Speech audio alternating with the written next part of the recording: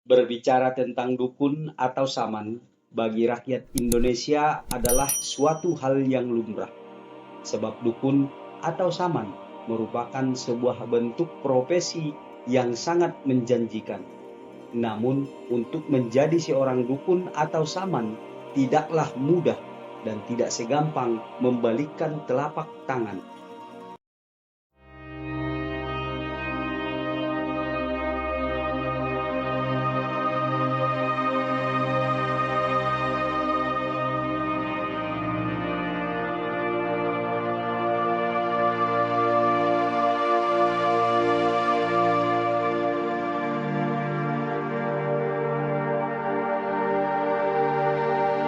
Bagi rakyat Indonesia, dukun atau saman adalah orang pintar yang serba tahu, baik ilmu sihir, ilmu gaib, maupun ilmu medis.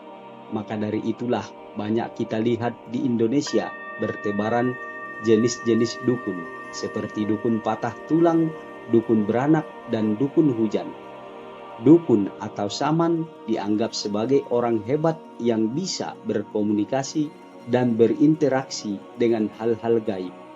Walau terkadang banyak yang jadi berprofesi sebagai dukun-dukunan dengan tujuan mencari materi atau kekayaan saja. Dukun atau saman sebenarnya sudah ada dari zaman dahulu nenek moyang kita. Bahkan dalam sejarahnya, dukun atau saman Indonesia sangat ditakuti oleh negara-negara lain kecuali Belanda. Namun ternyata dukun atau saman tidak hanya ada di Indonesia saja.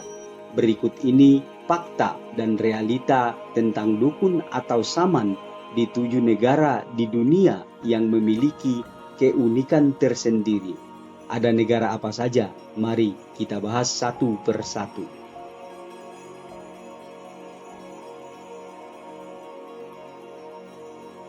Dalam catatan sejarah Indonesia, sebenarnya profesi dukun ini sudah ada sejak zaman dahulu kala. Namun dukun dianggap hanya sebagai orang yang mempunyai ilmu spiritual dan keahlian khusus saja. Seperti di Tanah Karo, Sumatera Utara, sangat terkenal dengan dukun patah tulangnya. Dan di berbagai wilayah di Indonesia, banyak kita kenal dengan dukun beranak, yang dianggap sebagai saingan ibu bidan pada suatu masanya. Dukun di Indonesia sudah tercatat sebagai sebuah profesi sejak tahun 1701 Masehi yang pengertiannya tercatat di Kamus Bahasa Inggris Melayu.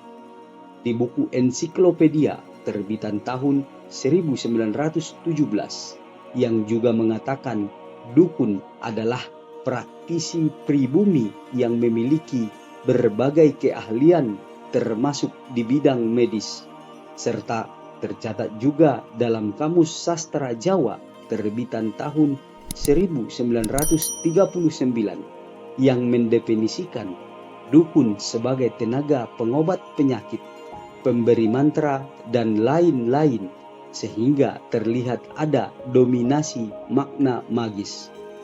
Uniknya, dukun di Indonesia zaman dulu didominasi oleh kaum perempuan.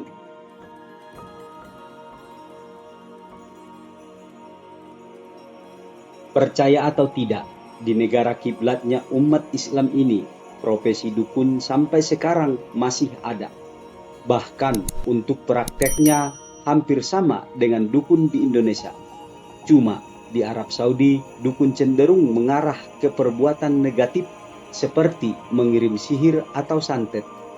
Para dukun di Arab Saudi biasanya menggunakan media botol kaca, jimat, atau binatang. Makanya tidak heran kepolisian di Arab Saudi memiliki unit anti sihir dan dukun yang bertugas mencari, menyelidiki, menangkap, dan memenjarakan orang-orang berprofesi dukun di Arab Saudi. Uniknya, dukun di Arab Saudi rata-rata kaum Hawa.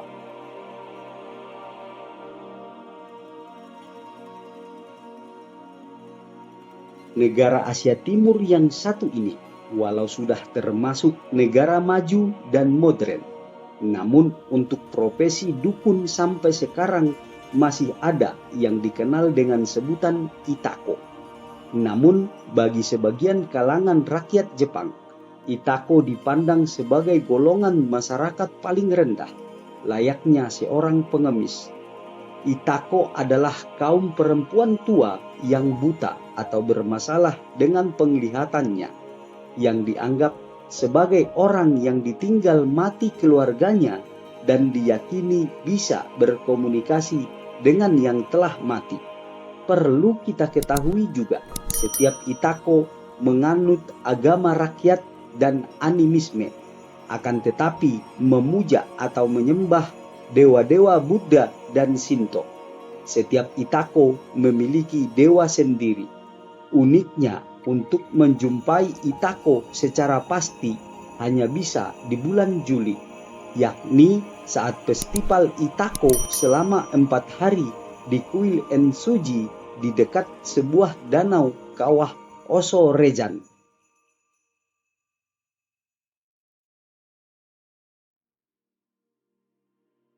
Dikutip dari berbagai sumber, dukun di negara ini pada umumnya tinggal di sebuah desa yang bernama Paroldo, sebuah desa yang terletak di distrik Provinsi Cuneo, region Piemonte, sebelah barat Italia. Konon kabarnya, desa ini berpenduduk 239 jiwa, dan setiap kaum hawanya berprofesi sebagai dukun. Dukun di Italia disebut masce, yang digambarkan sebagai penyihir putih yang baik. Uniknya, masce dan para anggota komunitasnya tidak akan pernah mau membahas praktek dan ritual yang mereka geluti.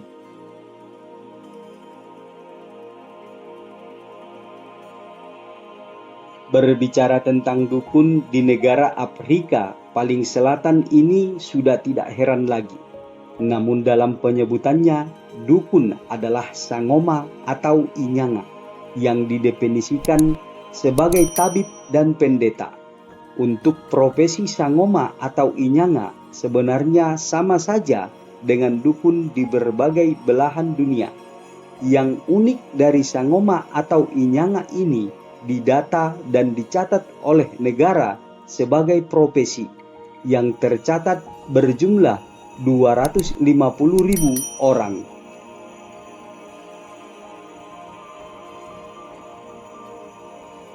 Negara yang terletak di Amerika Utara ini, dukun dipanggil dengan sebutan curandero, yang didefinisikan sebagai penyembuh atau dukun tradisional. Pada umumnya, curandero lebih dikenal dengan ahli pembersihan spiritual yang bertujuan untuk meningkatkan kesehatan dan ekonomi.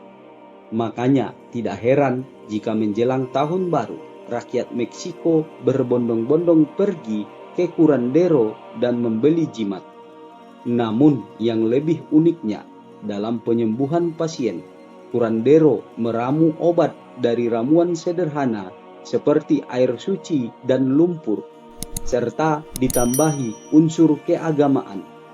Curandero bisa dari kalangan kaum Adam maupun kaum Hawa.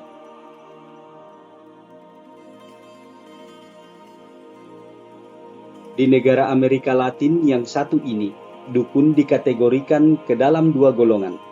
Yang pertama, golongan maci atau para wanita tabib dan pemimpin spiritual yang dianggap sebagai penyihir putih atau penyihir baik. Yang kedua, golongan kalku atau penyihir jahat yang dianggap sebagai penjahat di kalangan masyarakat Chili, sebab bekerja sama dengan roh jahat dalam menggagalkan setiap aksi maci. Kalku berteman akrab dengan Ancimayen atau makhluk gaib yang bisa menghidupkan kembali mayat anak-anak yang sudah meninggal.